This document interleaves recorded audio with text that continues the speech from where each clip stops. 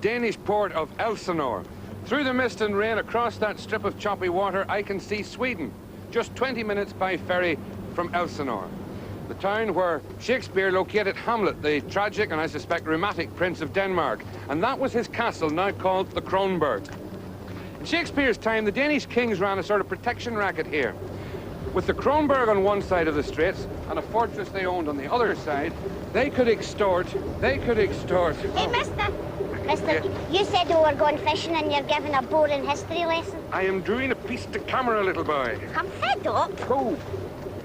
With the castle on one side and the Kronborg on the other, the Danish kings commanded the straits and extorted a high price from the merchantmen using these waters. Today, the town is still a centre of trade and indeed a scene for occasional productions of Hamlet. Olivier has played here, so has Richard Burton to Claire Bloom's Ophelia. And today, we're going fishing. They say you have to be tough to survive in variety and indeed to prosper and become stars. And I tell you, you have to be tough to be out fishing off Elsinore on a day like this. So I presume that the Crankies are a fairly robust couple. You don't have to be tough, you have to be mad. Listen, I expected three of you. I've sent him down to make the tea. Wee Jimmy. Very lucky he'll fall in the loo down there or something. Hope it's not that awful old grey stuff again. Listen, I have to say, you didn't hesitate. When we said, look, will you come out fishing? You never hesitated. I take it from this that you are smitten with the fishing bug. Yes, and I've been fishing since I was a kid. Hasn't caught anything, mine. The cold. And we also, of course, we're boating people as well, which helps, I think. But you have a good boating record. I mean, you're not afraid of the water. No, it's... We keep sinking. I'll put you down. I beg your pardon? The first one was in the Isle of Man. We had a Tell little, the captain in this boat. we had a little 13-foot dory with a tin merc on the back, and we were out. It was flat calm sea, and Ian was fishing for cod off a wreck, and all of a sudden we caught a conger eel, and it was bigger than the boat. So when he went to cut the wire, is it the wire you got? The gut. With a trace on. See how much I know. The conger eel whipped its tail round the back of Ian's head, so we all jumped, you know, and the little fiberglass boat just went down. We were 2 miles out and we had to get the lifeboat. But I had been sunbathing up the front with topless, you see. And when the lifeboat man came, he says, I'll never look at Jimmy Cranky in that light again, he says. He said to her, have you found your mum? Yeah, found your mum. When we got back, we towed the boat back in, and the rod and the fish was still in the boat. And he said, well, do you want it? I said, no, let it go, it won. I talked to her and I said, do you realise when that fish goes back, it's going to say to its friend, honest, she was this size. But anyway, you've moved a long way from Glasgow. Yes, we have. 20 years ago. Both professionally and geographically. How long are you two working together now? Is it 21 years? 1966, yeah, 65, 66, 21 years. How long of that has been married life? 17, I think, is it? I don't know. We're very good. We're so romantic, aren't we? Yeah, 1969 we were married. Listen, they say the double acts frequently. I mean, it's a poorly kept secret in the business that a lot of famous double acts don't actually like each other that well. That there's a lot of what they call friction. What are you on about? No, we get on quite well, considering we're 24 hours a day together, you know? We couldn't afford not to, really. We've been, as you say, being married. I know. And divorce costs you too much money. Is it? Yeah. Oh. As long as I get the boat. Yeah, that's all he's interested in, the boat. But, I mean, you've been a major success, I suppose, what, for the last 7 or 8 years?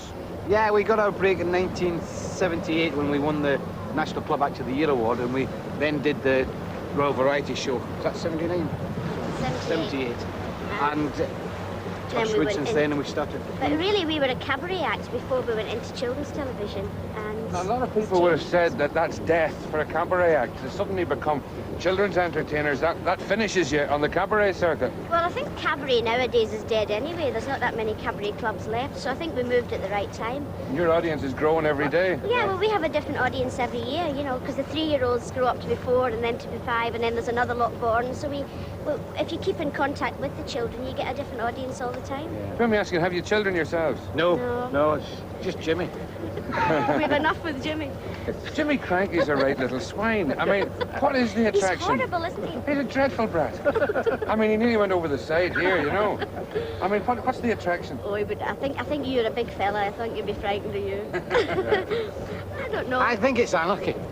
Kids love anarchy, you see. They love the kid getting one over on the adult. I think that's totally what it is, making the adult look a fool. They also love pathos as well. I mean, we get a lot of pathos in the act when we do a live act, as well as being anarchy, you know.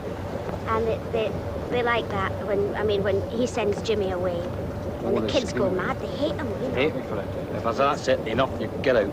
Oh, they hate him. No, leave him alone. I love you. We want Jimmy. We want Jimmy. Said because I'm going to sing now, and they go, no. Did you two always work in comedy? I started in the theatre in Scotland with a comic called Jack Milroy, and I was doing a little song and dance act. I used to sing Babyface and do a wee tap dance. And I was 16 at the time, but everybody thought I was about 9. So they used to think, that kid's brilliant. She's got loads of personality, loads of guts, you know. And I used to. And then I had another act with another girl. We were called the Cranky Kids, and she was only about 2 inches taller than me. And we went to Manchester as a singing and dancing act, and we used to do all this sophisticated stuff like The Best Is Yet to Come, and there's the two. I'm 4'6", and she was 4'8", and we used to come from behind pillars going, out of the tree of life, and everybody used to kill themselves laughing. And she used to say to me, what are they laughing at? We're good.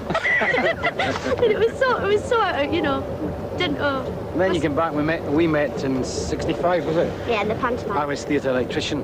You were Sparks. You wouldn't think it to see the house. There's adapters everywhere.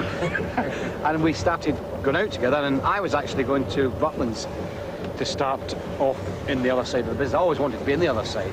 And Jeanette was going to the King's Edinburgh to the 8:05 show, and neither of us really wanted to go. We'd fallen in love. And there was an act, if you remember the Dallas Boys, well, they were in the pantomime.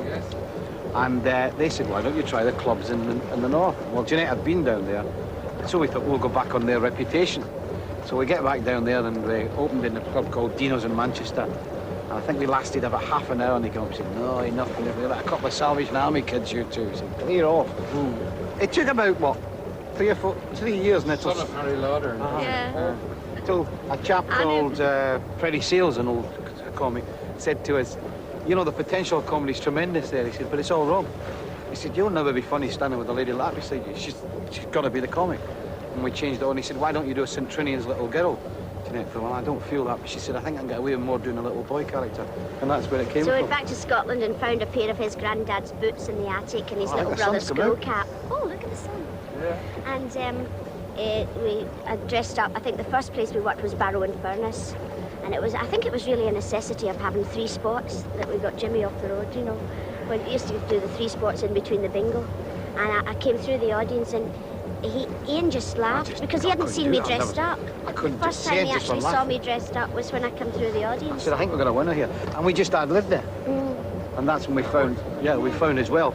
Now in theatre, when we do a theatre show, the act of the part where we do Jimmy is total ad-lib. Although there's a basis, I know where we're wandering, but she just wanders around the whole thing. He can get away with murder, you know. The thing is, can he fish? I mean, the sun is out, the sky is blue. He's probably playing with the maggots round the back. And the tea. Only brought him because he's got worms. This place, oh no. Oh, that's a dreadful show. Dreadful. Oh, that is dreadful. What kind of fishing do you normally do? I mean, living in the Channel Islands as you do? Mainly bass over there, and turbot from flats. But there's not been a lot of bass about this year, not at the moment. But then again, the weather's been so bad. I think we're about a month behind on the usual weather, and the water's not even heated up yet. Sure. There's some nice bass around there, and I said some lovely turbot. Modesty aside now, would you two describe yourselves as good sailors? Well, yes, I would say we've learned the hard way, i.e. sinking a boat, having problems. Sinking two, as I recall. Yeah. Well, I beached that one. That's the big one. We had some electrolysis problems. And The plug fell out the bottom. And when he started out, all the water came in, it went right over the electrics and everything. So I'm on the inside of the boat, and he said to me, get onto the marina and tell them that we might need some help. We're taking in water. So I go onto the boat, and eventually the lifeboat, well, not the lifeboat, the Coast Guard came, and we had Ian's mother on board, and she's sort of a little Scottish lady, and she was with her cardigan and her beads and her hairdo, and the scarf one to keep the wind going in her hair. And she said, I said, Betty, I think you better put this life jacket on, because the boat was going down.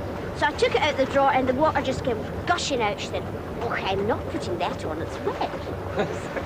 So I said, well, if you don't put it on, you'll be wet. You know? So the Coast Guard boat came, and he drew alongside, and she stepped from our boat onto, and I was still on the radio back to the marina. The Coast Guard said to Ian's mother, bring that toddler on board. He could only see the top of my head, and he thought I said, that's not a toddler, that's my radio operator. Do you know something? I think that there's something fishy on the end of that rod. It's not before time. No. Well, it's reasonably, it's still there, I'd say. That's... Oh, aye.